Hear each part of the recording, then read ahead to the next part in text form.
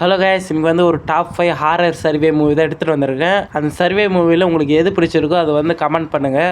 So guys, படத்துள்ள போயிடலாம். படத்தோட பேர் வந்து 13 Leaves. இந்த படம் வந்து ஒரு பயங்கரமான survey movie. Manjummel boys movie மாரி தான். மஞ்சுபல் பாய்ஸ் வந்து ஒரே ஒருத்தன் தான் மாட்டிப்பான். ஆனால் இந்த படத்தில் வந்து 13 பேருமே வந்து மாட்டிப்பானுங்க. அதாவது 13 பசங்க வந்து ஒரு குகை உள்ள போகிறானுங்க. அதுவும் ஒரு ரெகுலராக போகிற குகை தான். அது திடீர்னு அன்னைக்குன்னு பார்த்து ஃபுல்லாக மழை பெய்யவே ஃபுல் தண்ணி வந்து உடச்சிக்கிட்டு வந்து குகை உள்ள போயிடுது. வெளியே வராத மாரி தண்ணி ஃபுல்லாக அது உள்ள போயிடுது.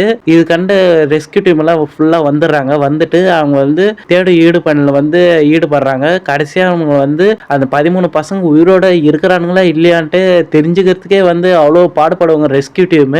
கடைசியா அந்த 13 பேர் வந்து ரெஸ்கியூ பண்ணி வெளியே எட்டுன்னு போனாங்களா இல்லையான்ட்டு தான் இந்த படமே. அதாவது செம்மையா ரெஸ்கியூ டீம்ல பிளான் பண்ணி இந்த படத்தை வந்து எடுத்திருப்பாங்க. அதாவது பயங்கரமா இருக்கும். அதாவது படம் வந்து ஸ்டார்டிங்ல இருந்து போயின்னு இருக்கிறப்பவே நம்மளுக்கே ஒரு மனசுக்குள்ள ஐயோ என்ன நடக்க போதோன்ட்டு இருக்கும் நம்மளுக்கே. அந்த மாதிரி படம் இது வந்து தமிழ் டப்பிங்ல இருக்குது.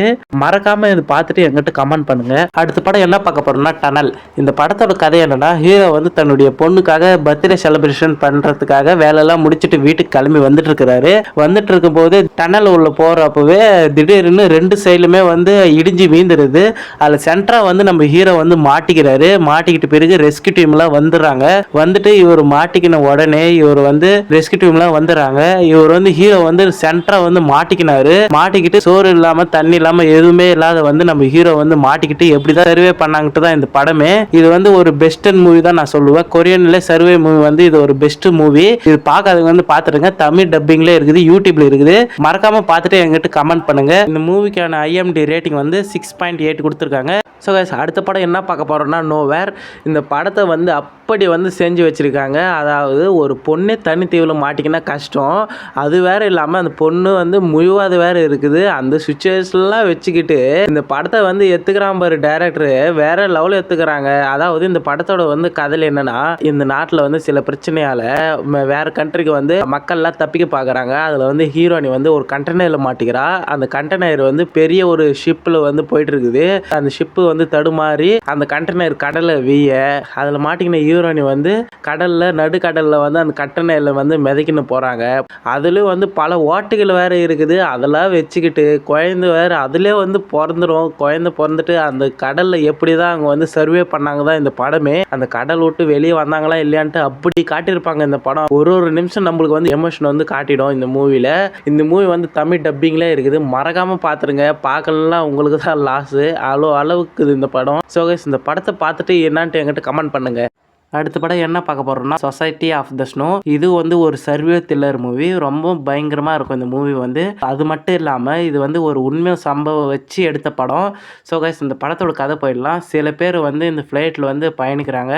பயணிச்சுட்டு இருக்கும்போது திடீர்னு வந்து அந்த ஃப்ளைட் வந்து தடுமாறி 4 மலைகள் சூழ்ந்த பனி பிரதேசத்தில் வந்து இந்த ஃப்ளைட் வந்து தடுமாறி வீந்துருது. வீந்த பேசஞ்சர் வந்து பாதி பேர் இறந்து போயிடுறாங்க, பாதி பேர் அப்படியே உயிரோடு இருக்காங்க. இந்த 4 மலைக்கு இடையே வந்து சென்டரா வந்து மாட்டிக்கிட்ட பேசஞ்சர் வந்து யாருமே மாச கணக்குல வந்து இந்த பேசஞ்சர் வந்து சாப்பிடாம இருக்காங்க. ஓரளவுக்கு முடியாம இறந்து போனவங்களை கண்டுபிடிச்சு அவங்களே சாப்பிட்ற அளவுக்கு இந்த படத்துல வந்து காட்டியிருப்பாங்க.